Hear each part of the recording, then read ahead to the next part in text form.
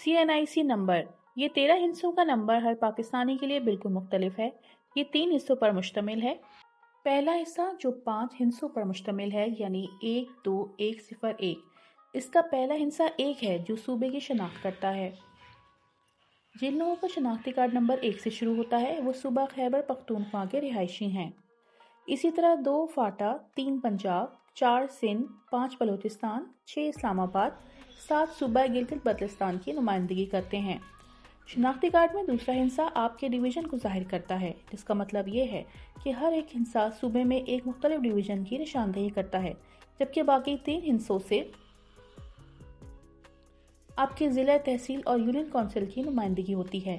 شناختی card number کا دوسرا اور درمیانی حصہ جو کہ 7 ہندسوں پر مشتمل ہے، جو ہائفن سے الگ کیا گیا ہے،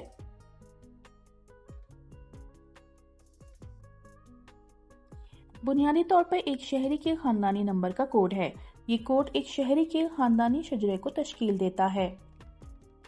تیسرا حصہ جس میں ہائفن کے بعد صرف ایک ہندسہ ہوتا ہے، کسی شخص کے جنس کی نمائندگی کرتا ہے۔